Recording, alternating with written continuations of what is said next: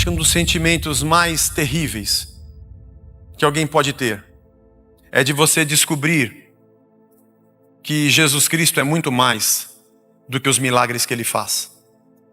E digo a você, da tristeza e da amargura, que eu sei que você deve ter, porque por um momento, talvez muitos que aqui estão, desesperados, porque achavam que só seriam felizes se tivessem aquilo ou aquilo outro, que se entregaram na mão de líderes e fizeram o que fizeram para ter o que queriam. Eu também já fiz isso. E também já sofri. Mas o meu sentimento é pior, porque eu acreditei nessas coisas e preguei nessas coisas. Até que eu descobri que isso não tinha sentido algum. Até que eu descobri que isso não é evangelho.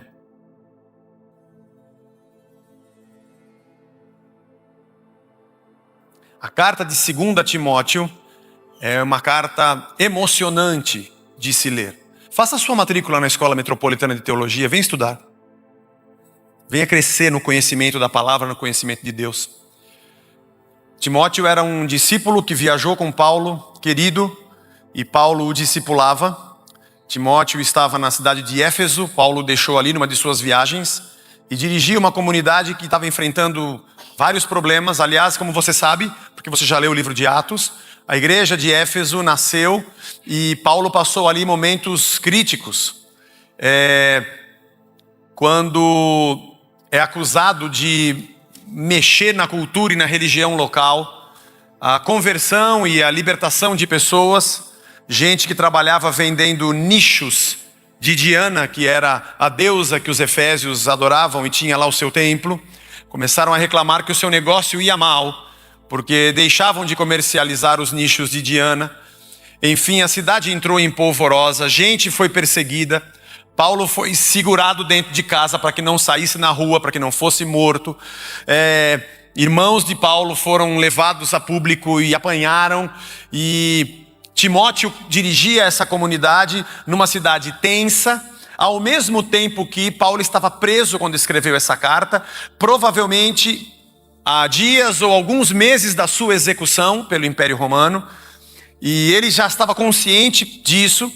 E é essa carta que ele diz a Timóteo da seguinte maneira: eu estou quase morrendo, já está na hora de eu partir, e você não se esqueça desses princípios, siga aquilo que eu tenho te ensinado e vá firme no ministério.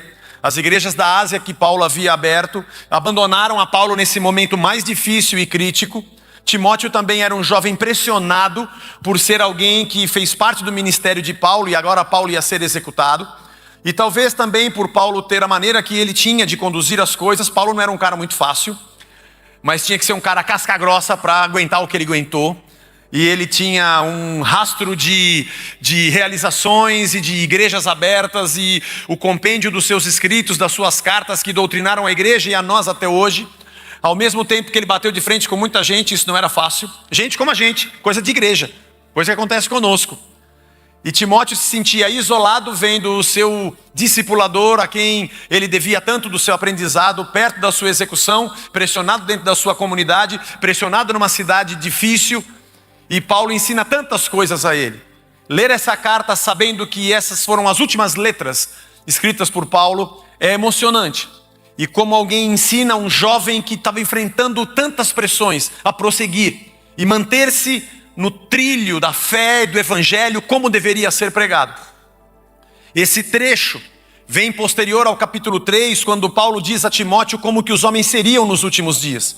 E depois você lê, essa carta tem poucos capítulos, você lê em 40 minutos, meia hora.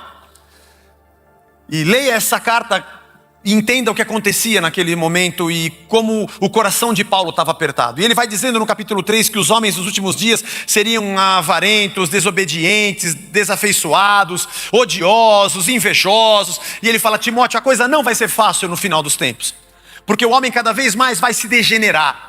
E chega no capítulo 4, que naquela época não tinha capítulo e versículos, nós é que fizemos isso para facilitar o nosso encontro, era uma carta corrida. Nesse trecho ele diz assim para Timóteo: olha Timóteo, diante de Deus e de Cristo Jesus, que há de julgar vivos e mortos pela sua manifestação e pelo seu reino, peço a você com insistência, presta atenção no que eu estou te falando, eu estou quase morrendo, gruda nisso e não se afaste nisso, eu insisto, que você pregue a palavra, insista, quer seja oportuno, quer não. corrija, repreenda, exorte com toda paciência e doutrina. Pois virá o tempo em que não suportarão a sã doutrina. Pelo contrário, se rodearão de mestres, segundo as suas próprias cobiças, como que sentindo coceira nos ouvidos.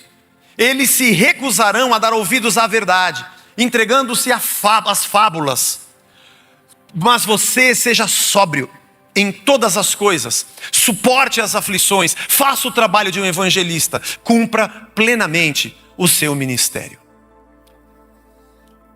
O que Paulo ensinava a Timóteo é que ele deveria ser um jovem que tivesse muito seguro e muito certo daquilo que ele havia aprendido. Você também lê isso nessa carta. Lembre-se do que você aprendeu, de quem você aprendeu, de como você foi instruído, do exemplo que você viu em mim. E ele viu Paulo passando poucas e boas.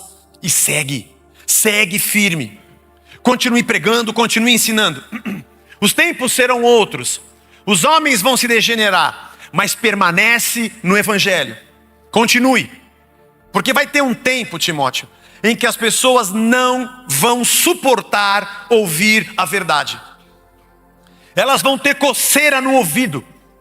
Elas vão se cercar de pessoas para que digam aquilo que elas querem ouvir. Porque eles não vão querer dar ouvidos à verdade.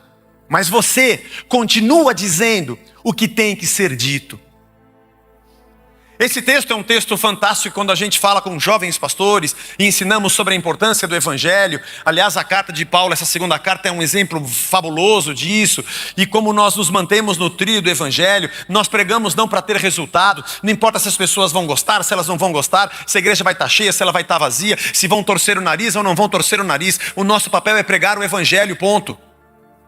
Não estamos procurando um discurso que agrade o ouvido das pessoas, não estamos procurando um discurso que faça alguém se sentir com o seu ego inflado, ou que acha que vai ter alguma coisa a mais, ou que vai ter benefícios, qualquer que sejam, ou que o evangelho, ou o reino de Deus, ou a palavra existe para servir alguém dentro da sua vontade própria.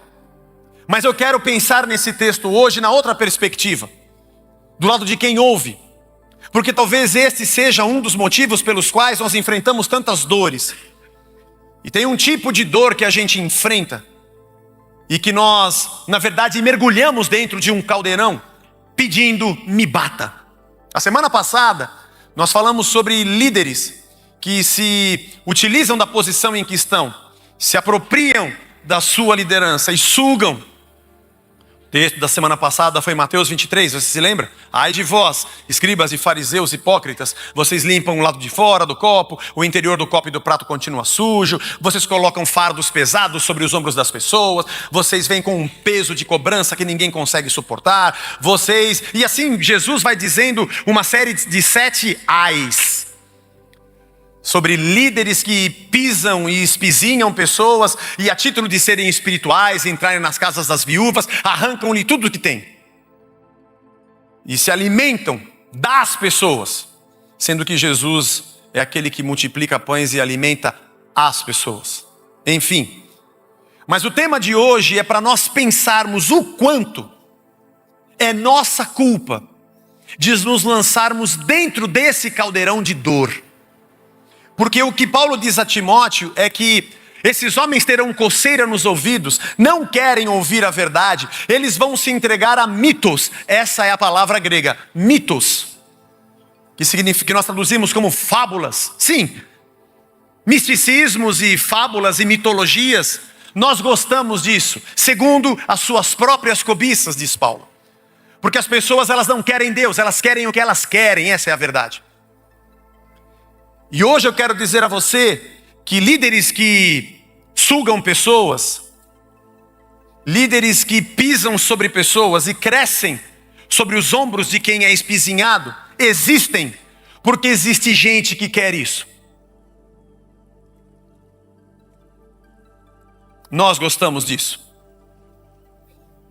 Igreja é o lugar onde a gente treina pessoas para prosperarem na terra.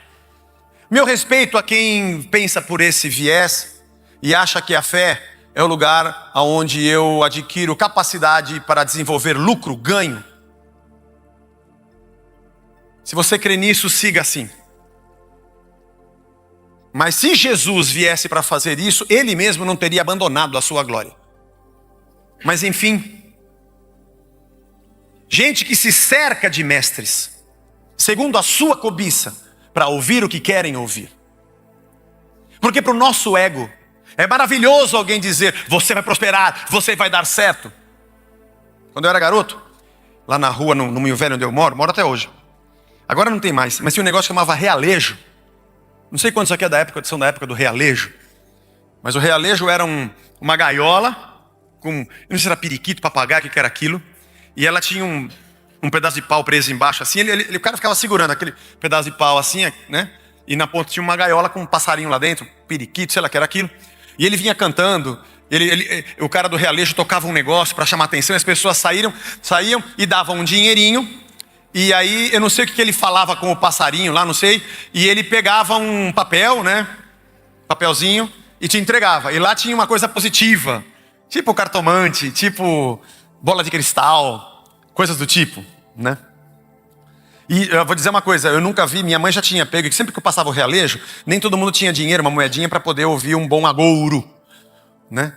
Para ouvir para pegar lá um bom pensamento positivo. Então a molecada queria ver o passarinho pegar lá, e ele era treinado para isso, né? O periquito era treinado para pegar o papelzinho. Então quando alguma mulher do bairro saía para comprar o negócio, toda a molecada ia para... E acontecia muito disso, eu vi muitas vezes. Eu nunca vi nada de ruim. Era sempre coisa boa. Sempre coisa boa. Mas nós, evangélicos, temos uma versão muito melhor do realejo. Nós inventamos a caixinha das promessas. Nós canonizamos o realejo. Nós santificamos o periquito. Não é verdade? E aí não precisa de uma gaiola. E ao invés da gente dar uma moedinha, a gente compra a caixinha toda, pô. Está escrito para você ler uma por dia, pode ler todas uma vez só. Na caixinha de promessas nunca diz, ai de você, seu hipócrita. A caixinha de promessas nunca diz, você está errado, porque você está devorando a casa da viúva. A caixinha de promessas nunca diz, seja santo porque eu sou santo. A caixinha de promessa nunca diz, você está em pecado porque você está olhando para a mulher como foi o Davi lá, a mulher do Urias. Ou por exemplo, abandone o pecado, abandone a ira, abandone o furor. Ou não se põe o sol sobre a vossa ira. Na caixinha de promessas não está escrito o fruto da carne, é todo tipo de inimizade, de inveja, de glutonaria, de dissensão, de discussões infindas, de ódio, de ganância. Não tem, só tem coisa boa. Porque nós só queremos ouvir o que nós queremos ouvir. E se você quer ouvir o que você quer ouvir, fique tranquilo. Porque o Senhor Satanás vai preparar alguém que vai falar para você aquilo que você quer ouvir. Segundo a sua coceira, segundo os teus ouvidos, e segundo a tua cobiça, segundo a nossa cobiça, vai preparar alguém, porque se há procura, se há demanda, vai ter alguém para cobri-la. Se existe mestre que tem esse tipo de caminho ou de oferta, é porque existe gente que procura. E a verdade, essa é a verdade, é que a ganância foi santificada com o nome de prosperidade. Eu estava dizendo essa semana lá em Guarulhos, no nosso encontro, lá sempre estou lá todo mês com o Hamilton, também como arte, como a gente tem aqui, e foi interessante porque eu estava dizendo para ele sobre o mundo. O mundo está acabando, irmãos, está escrito na Bíblia, está escrito na palavra, o mundo caminha para o fim. A Bíblia é a grande narrativa da história da humanidade. Se tem um Gênesis, tem um Apocalipse. E a gente não vê a hora que isso acontece, porque nós somos cristãos. Enquanto estamos nesse mundo, anunciamos o reino, que já está aqui, mas não na sua plenitude, porque a gente ainda é pecador. Mas esperamos pelo dia da volta do Cordeiro, onde teremos novo céu, nova terra, uma nova Jerusalém e uma vida redimida, sem o pecado e sem o mal. Porque somos cristãos, cremos nisso. Ainda que vivamos nesse mundo, sabemos que a nossa esperança não está nesse mundo. E a nossa leve e momentânea tribulação desse mundo nem se compara ao que a gente vai viver na eternidade. Aliás, não somos desse mundo, e Jesus disse para Herodes, o meu reino não é deste mundo. Aliás, é no Novo Testamento que está escrito, louco, essa noite pedirão a sua alma, e o que você está juntando vai ser para quem? Reparta o que você tem, carregue a carga uns dos outros. O amor ao dinheiro é a raiz de todos os males. Mas nós arrancamos esses versos porque queremos o que queremos. E nos entregamos às fábulas. E nos entregamos àqueles que pensam coisas boas, como se reino de Deus fosse o lugar onde eu dou uma moedinha e o passarinho pega o que eu quero ouvir. É por isso que tanta gente gasta o que tem para ter mais. Faz investimentos espirituais para ser mais próspero. Irmãos, esse é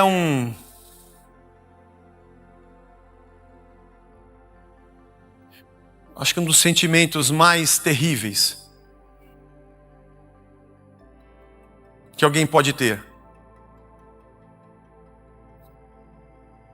É de você descobrir que Jesus Cristo é muito mais do que os milagres que Ele faz.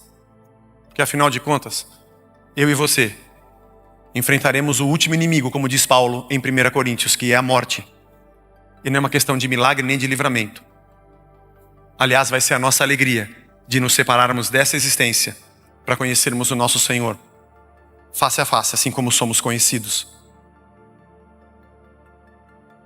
E digo a você, da tristeza e da amargura, que eu sei que você deve ter, porque por um momento, talvez muitos que aqui estão, desesperados, porque achavam que só seriam felizes se tivessem aquilo ou aquilo outro, que se entregaram na mão de líderes e fizeram o que fizeram para ter o que queriam. Eu também já fiz isso. E também já sofri. Mas o meu sentimento é pior, porque eu acreditei nessas coisas e preguei nessas coisas. Até que eu descobri que isso não tinha sentido algum. Até que eu descobri que isso não é evangelho. Até que eu descobri que isso não é o caminho de alguém que quer o Espírito Santo de Deus. Bom, se você ainda acredita nisso, seja feliz e siga a sua vida. Mas eu não acredito mais nisso. E tenho muita fundamentação em todo o Novo Testamento para isso. E entendo que a cruz de Cristo virou o jogo e nos demonstrou um outro sentido da fé de Israel e da chegada do reino. Porque a mesma Bíblia que dizia para Davi, nunca vai faltar alguém no trono da sua descendência, no Novo Testamento vem Jesus e diz, meu trono e meu reino não é mais desse mundo. Assim como no Antigo Testamento dizia que a terra produziria e que o homem seria próspero dentro da sua terra, no Novo Testamento Jesus diz, por que você está juntando nesse celeiro? Louco, essa noite vão pedir a sua alma e o que você ajunta não é mais para cá. Aliás, o Antigo Testamento falava sobre a terra, sobre um Israel terreno, sobre uma nação, e é verdade, naquela época era aquilo mesmo que tinha que acontecer, uma nação ser preservada, e os homens serem possuidores da terra. E agora, o Novo Testamento, Jesus diz, agora já passou esse tempo, agora a sua terra não é mais aqui, a sua terra é em outro local. Aliás, o Antigo Testamento dizia que seria multiplicada nas mãos do povo a honra, a prata e o ouro. Mas o Novo Testamento diz que o amor ao dinheiro é a raiz de todos os males. Houve um tempo em que Israel era Israel terreno, nação mesmo, com fronteiras mesmo, com terra mesmo e com plantação mesmo, para que o menino nascesse de um povo. Nascido o menino, agora o novo Israel de Deus não é mais nacional, não é mais uma questão étnica, é todo aquele que crê em Cristo. Mas aí o jogo vira. Agora nós levamos o menino ao mundo, para que o mundo saia do mundo. Se o Israel antigo tinha um lugar nessa terra, o Israel espiritual tem um lugar em outra terra. É óbvio.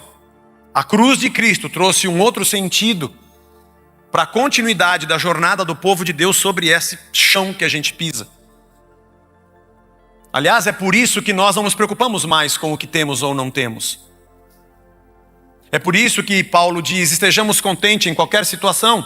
Eu sei ser honrado, humilhado, em tudo já tive experiência de fartura, de abundância, de escassez e de falta, porque eu tudo posso naquele que me fortalece. Eu posso ter e posso não ter. Eu usei um exemplo interessante, eu não sei quantos aqui viajam costumeiramente de avião, mas a gente viaja de avião bastante, eu faço muitos encontros ou congressos, sempre para lá e para cá, E as passagens de avião nem sempre são tão baratas. E quando você pega uma viagem longa, 8 horas, ou vai para fora do país, 9, 10 horas de viagem, você fica com a tua perna dolorida, porque no fim das contas, alguns ônibus são mais confortáveis do que o próprio avião. Fazer um voo de 40 minutos é uma coisa. Por isso tem a classe, a primeira classe, que a primeira classe, sei lá, custa $10.000 uma passagem, dependendo do país que você vai, ou mais do que isso, é uma fortuna. Mas também é uma cama, você vai deitado, você tem um banheiro especial para você, te oferecem champanhe, é outra coisa. Quando você entra num avião, como eu já fui para Austrália, que você passa um dia viajando, vai para o outro lado do mundo, sabe? Você sabe que vai ficar um tempão sentado. Eu uso até aquelas meias de compressão, sabe como é que é aquelas meias? Tem que usar, irmão, porque a coisa não é fácil, fica tudo dolorido.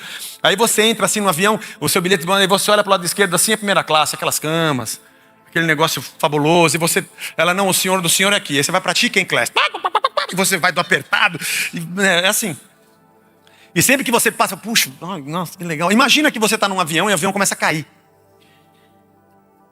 Você vê que tem alguma coisa errada, aperta os cintos, pisca uma luz vermelha, cai aquela máscara para todo mundo colocar a máscara, porque começa a ter despressurização da cabine, e vem um aviso, vamos fazer posição de impacto, né? Todo mundo coloca a cabeça entre suas pernas, tem um flutuador embaixo da sua cadeira, e você naquele desespero, o avião está caindo. Vai esborrachar no chão, vai. Será que vai doer muito? Eu não sei, tomara que seja rápido. Puf, morri, é melhor. E você naquele desespero, as pessoas orando, pedindo perdão a Deus, se convertendo, sabe? Confessando seus pecados. Dali a pouco chega do seu lado uma aeromoça, ou comissária de bordo, e fala para você assim: olha, tá todo mundo desesperado, tá caindo. Você não quer aproveitar agora e ir para a primeira classe?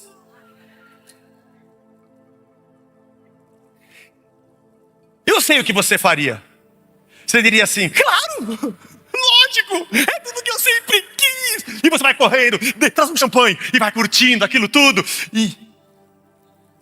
Porque é isso que vale, né? Já que vai acabar tudo, deixa eu aproveitar a primeira classe, porque é só isso aqui, vou morrer, vai acabar. Não, você não faria isso. Talvez você dissesse para ela: desculpa, mas que ideia de jirico. Onde você acha que você está, mãe? Você está doida? Você acha que agora, nesse momento que eu estou quase morrendo, eu estou preocupado em curtir um pouco mais? Pois é. Eu tenho consciência que tudo está acabando. E eu tenho consciência que daqui a pouco tudo isso aqui não vai existir mais. Você acha que eu estou preocupado se eu vou tomar uma champanhe e deitar numa cama melhor de viagem? Pois é. Mas os cristãos dos dias de hoje não entenderam que esse país está acabando, esse mundo está acabando. E a preocupação deles é se vão ficar na primeira classe ou na segunda. Não de salvar o máximo que podem, não de viver o evangelho do verdadeiro amor de Cristo, mas de juntar no seu bolso, segundo a sua própria cobiça. Por isso, para esses, Deus preparou gente que vai dar exatamente o que eles querem. Eu ouvi uma frase uma vez que ficou na minha cabeça: quando Deus quer te punir, Ele te dá exatamente o que você quer. É isso que você quer? Então toma. É que você acha que o que você quer é melhor do que o que Deus quer. É que você tem a falsa ilusão na sua cabeça, ou a ilusão da sua cabeça de achar que você é perfeito e Deus é que está errado. Nas suas orações você pede a Ele coisas boas, porque Ele não entendeu ainda o que é bom.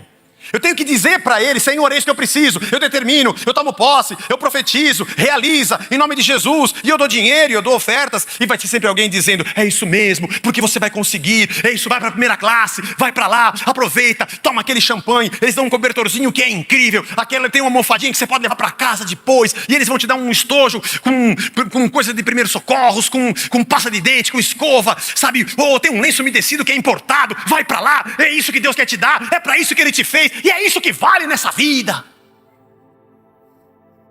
Tudo mediante uma módica contribuição. Espiritualizam e você se fere.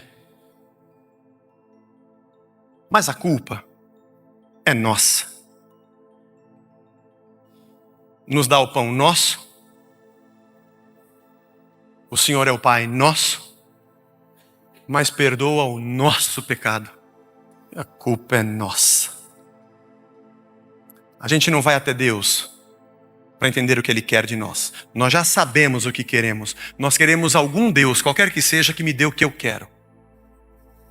O Paul Washer diz num vídeo dele da internet que nós não passamos pelo tempo, que esse tipo de líder é um juízo de Deus para os homens que cobiçam. É verdade, é bem isso mesmo. Acredito nisso. E muitos sofrimentos que nós passamos é porque na verdade nós queremos o que nós queremos. E aqui eu vou encerrar, Vou para o final da minha pregação. Timóteo, continua pregando o que é certo. Porque vai ter gente que não vai querer ouvir. Mas não importa o que querem ouvir. Fala o que tem que ser falado. Para nós aqui, irmão, queria te dar alguns conselhos. Deixa a palavra de Deus te ferir. Deixa a palavra de Deus te falar o que você não gostaria de ouvir. Pare de fugir dos amigos que te dizem boas verdades e poucas e boas. Pare de fugir de pessoas que dizem para você coisas que você não gosta de ouvir, mas precisa. Eles são instrumentos de Deus. Pare de pegar caixinhas de promessa para ouvir coisas que enchem o teu ego. Agradeça a Deus por todos aqueles que te disseram não no meio da tua história. Pare de brigar com os teus pais porque eles estão pegando no seu pé. Se tem uma coisa triste na vida, é descobrir que ninguém se preocupa com você e todo mundo só fala o que você gosta de ouvir. Se você só tem gente que você gosta de ouvir ao seu redor, você não tem ninguém. Quem se preocupa com você fala as verdades que você precisa ouvir. A segunda coisa que eu te aconselho é conhecer a Bíblia. Nossa fé está baseada em crendices e em palavras. Vai para as Escrituras. Qualquer coisa que te digam, seja boa ou seja ruim, vai para as Escrituras. Se disse que é bom, se disse que é ruim para mim, estou me lixando. Eu quero saber se as Escrituras estão dizendo isso. Se estão dizendo isso, ótimo. Não é porque o fulano ou o ciclano falaram, é porque está nas Escrituras. Siga o conselho dos irmãos de Bereia, que no livro de Atos conta a Bíblia que Paulo passou pela cidade de Bereia, pregou na sinagoga, e naquela primeira noite ninguém levantou a mão, ninguém orou, ninguém disse amém, ninguém falou aleluia. Foram para casa, consultaram o que conheciam das Escrituras, consultaram o que tinham do escribismo da época, voltaram no dia seguinte e falaram: Paulo, pode continuar pregando que o que você falou ontem está certo. Que bom, hein? Que bom. Que bom. Que a gente pregue e as pessoas falam: eu fui ler lá em casa, viu, Zé? Aquilo que você falou. E é verdade isso mesmo. Ou não. Porque a igreja que aqui está não depende de mim. Eu não sou um guru. Eu não tenho alguma coisa que você não tem. O que eu tenho do Espírito você também tem, porque o Espírito Santo habita em todos nós. Mas o que eu digo a você é que você seja diligente, responsável. E não busque aprender a palavra de Deus porque você leu 2 ou 3 versículos. Vai mergulhar de capa a capa. Vai entender a história como um todo.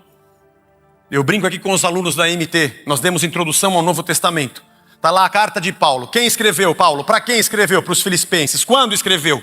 Escreveu por quê? Qual era a situação? O que estava acontecendo naquela época? Qual era o problema? Quem escreveu? O que escreveu? Para quem escreveu? Por que escreveu? Quando escreveu?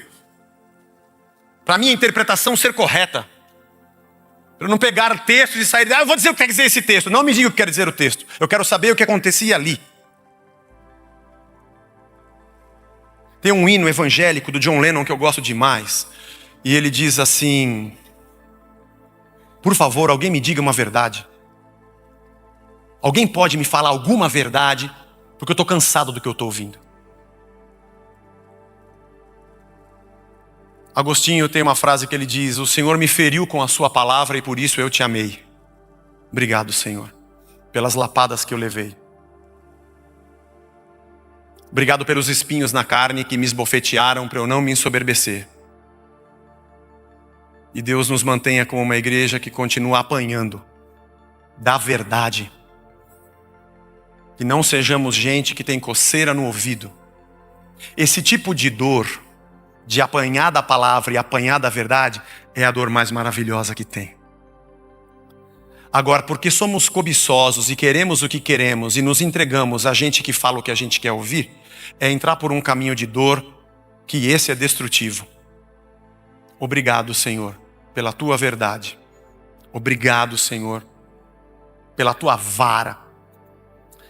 Eu sei que as coisas mudam, o mundo está em constante mutação. Mas verdade é verdade. E Deus é Deus. Por mais que você sofra por ouvir a verdade, você nunca sofrerá a morte do abandono de Deus ou da sua ausência. Portanto, passa um cotonete aí nesse ouvido, está coçando. Isso vale para tudo na nossa casa. Filhos, ouçam seus pais. Mulheres, ouçam os seus maridos. Apesar de que eles falam pouco, a gente fala pouco. Maridos, ouçam as suas mulheres.